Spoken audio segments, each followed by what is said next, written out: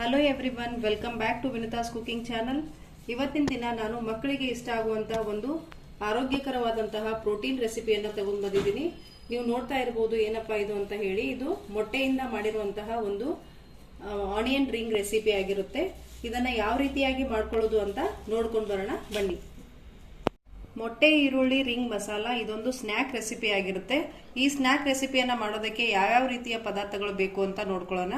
ಮೊದಲನೇದಾಗಿ ನಾನು ಒಂದು 3 ಮೀಡಿಯಂ ಸೈಜ್ ನ ಈರುಳ್ಳಿಯನ್ನ ಈ ರೀತಿಯಾಗಿ ಕಟ್ ಮಾಡಿ ಇಟ್ಕೊಂಡಿದ್ದೀನಿ.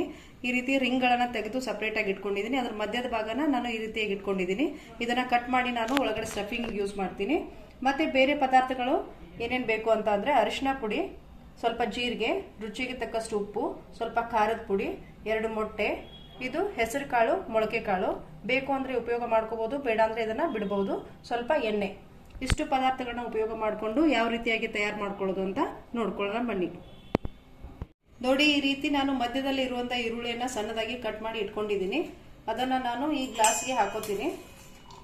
ಈ ಗ್ಲಾಸ್ಗೆ ಹಾಕೊಂಡ್ಮೇಲೆ ಇದಕ್ಕೆ ನಾನು ಎಲ್ಲ ತರ ಮೊಟ್ಟೆ ಮತ್ತು ಮಸಾಲಗಳನ್ನ ಸೇರಿಸಿ ಮಿಕ್ಸ್ ಮಾಡ್ಕೋತೀನಿ. ಇದಿಷ್ಟ ಆಗಿದೆ. ಇದಕ್ಕೆ ನಾನು ಮೊಟ್ಟೆನ ಹೊಡೆದು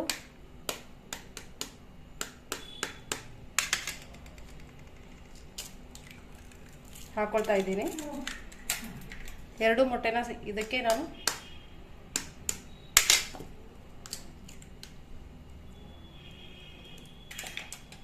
ಇವಾಗ ಇದಕ್ಕೆ ಸ್ವಲ್ಪ ಒಂದು ಅರ್ಧ ಸ್ಪೂನಷ್ಟು ಅರಿಶಿನ ಪುಡಿನ ಹಾಕೊಳ್ತಾ ಇದ್ದೀನಿ. 1 ಸ್ಪೂನ್ ಅಷ್ಟು ಜೀರಿಗೆನ ಹಾಕೊಳ್ತಾ ಇದ್ದೀನಿ.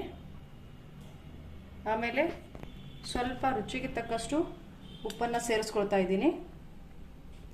ಉಪ್ಪನ್ನ ನೋಡಿ ಸೇರಿಸ್ಕೊಳ್ಳಿ ನಿಮ್ಮ ರುಚಿಗೆ ಅನುಸಾರವಾಗಿ. ಈಗ ಸ್ವಲ್ಪ ಇದಕ್ಕೆ ನಾನು ಖಾರದ ಪುಡಿಯನ್ನು ಸೇರಿಸ್ಕೊಳ್ತಾ ಇದ್ದೀನಿ. ಸುಮಾರು ಒಂದು 2 ಟೀ ಸ್ಪೂನ್ ಅಷ್ಟು. ಆಮೇಲೆ ಇದನ್ನ ನಾನು ಒಂದು ಮಿಕ್ಸ್ ಕೊಟ್ಟು ಇದಕ್ಕೆ ಸ್ವಲ್ಪ ಹೆಸರು ಕಾಳನ್ನ ಸೇರಿಸ್ಕೊತೀನಿ.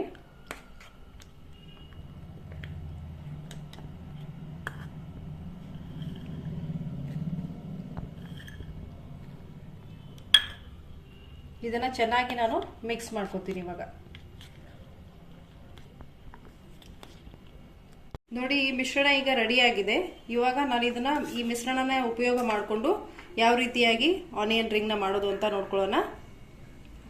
ಸ್ವಲ್ಪ ಆಯಿಲ್ ಅನ್ನ ನಾನು ಒಂದು ಪ್ಯಾನ್ಗೆ ಹಾಕೊಳ್ತಾ ಇದ್ದೀನಿ. ಈ ಪ್ಯಾನ್ನ ನಾನು ಮೊದಲೇ ಬಿಸಿ ಮಾಡೋದಕ್ಕೆ ಇಟ್ಟಿದ್ದೀನಿ. ಸ್ವಲ್ಪ ಆಯಿಲ್ ಹಾಕೊಂಡ್ರೆ ಸಾಕು, ಜಾಸ್ತಿ ಆಯಿಲ್ ಏನು ಬೇಕಾಗಿಲ್ಲ. ಇಷ್ಟು ಆಯಿಲ್ ಅನ್ನು ಹಾಕೊಂಡ್ಮೇಲೆ ಇದನ್ನ ಈ ರೀತಿ ಹರಡ್ಕೋಬೇಕು.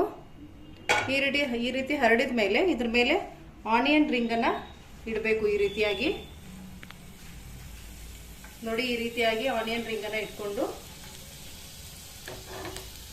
ಇದಕ್ಕೆ ನಾವು ಮಧ್ಯದಲ್ಲಿ ರೆಡಿ ಮಾಡಿ ಇಟ್ಕೊಂಡಿರುವಂತ ಮಿಶ್ರಣನ ಈ ರೀತಿಯಾಗಿ ಸ್ಟಫ್ ಮಾಡ್ಕೋಬೇಕು.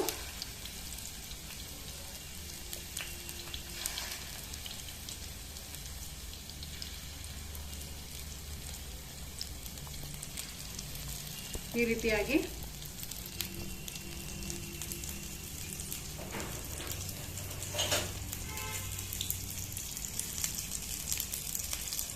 ಇದು ಒಂದು ಸೈಡ್ ಚೆನ್ನಾಗಿ ಬೆಂದ ಮೇಲೆ ಇದನ್ನ ನಾವು ಎರಡೂ ಬದಿಯಲ್ಲಿ ನೀಟಾಗಿ ಇದನ್ನ ಬೇಯಿಸ್ಕೋಬೇಕು.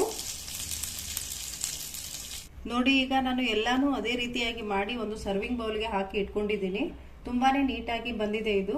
ಇದನ್ನ ನೀವು ಹಾಗೆ ಕೂಡ ತಿನ್ಬಹುದು, ಇಲ್ಲ ಅಂದ್ರೆ ಟೊಮ್ಯಾಟೊ ಸಾಸ್ ಜೊತೆಗೆ ಕೂಡ ಇದನ್ನ ತಿನ್ಬಹುದು. ತುಂಬಾನೇ ಚೆನ್ನಾಗಿರುತ್ತೆ. ಮಕ್ಕಳಿಗೆ ಮಾಡಿಕೊಟ್ರೆ ತುಂಬಾನೇ ಇಷ್ಟಪಡ್ತಾರೆ.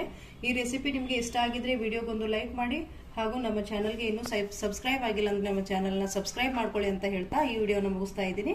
ಧನ್ಯವಾದಗಳು.